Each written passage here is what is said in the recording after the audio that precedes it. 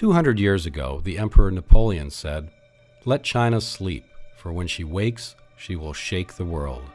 I've watched the waking as I've traveled to China over the last 25 years. I've watched the construction of countless glass and steel towers. I've watched cities rise out of fishing villages. I've witnessed the evolution of China from the workshop of the world into a world power. Napoleon was right. 200 years later, China is shaking the world.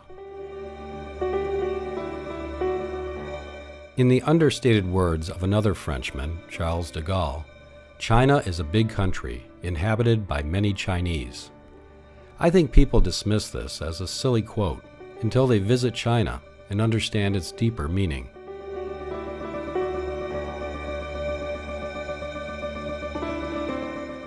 My travels take me to most of the major cities in China. China can't build fast enough to satisfy the growth in both population and reputation. The statistics are staggering. A whole middle class has emerged that didn't exist 10 years ago. This new middle class is buying cars that are clogging the expressways and forming a dense cloud above the cities. It will be interesting to see how China solves this economic conundrum.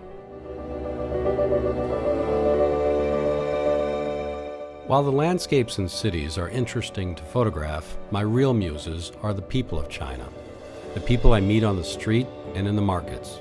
I don't speak their language, and I live in a very different world than they do, but I still feel compelled to photograph them as an outsider.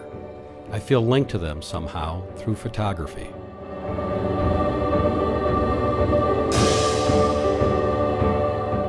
This is the third year I've wandered the streets of cities and villages looking for cultural anomalies and artifacts to photograph.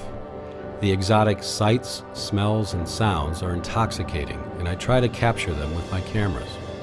After I finish my meetings for the day, I put on my hiking boots and stroll the neighborhoods in a search for stolen moments of unknowing participants. I don't exactly blend into the environment, so often I get odd expressions on my models' faces.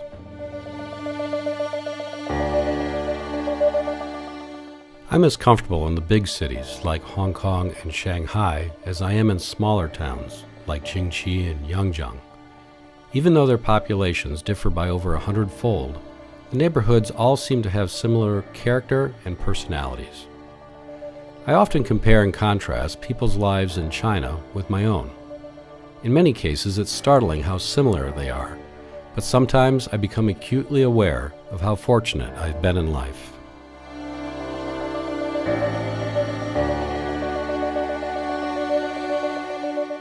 I use an ultra-wide-angle lens for most of my street photographs, which means I'm very close to my subjects when I take their photos.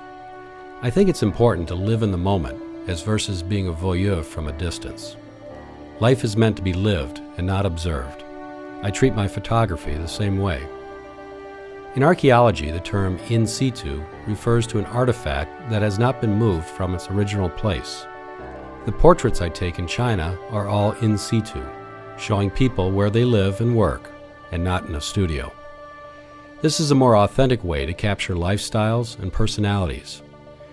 These are candid urban portraits of the people I meet in my meanderings.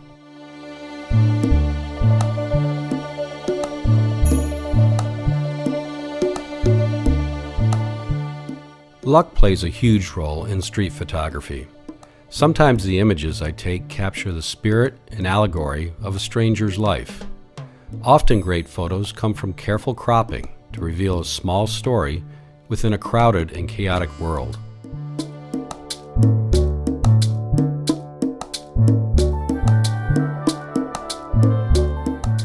The great New York street photographer Bruce Gilden once said, "I love the people I photograph. I mean, they're my friends. I've never met most of them, or I don't know them at all, yet through my images, I live with them." I feel the same way about my many new friends in China.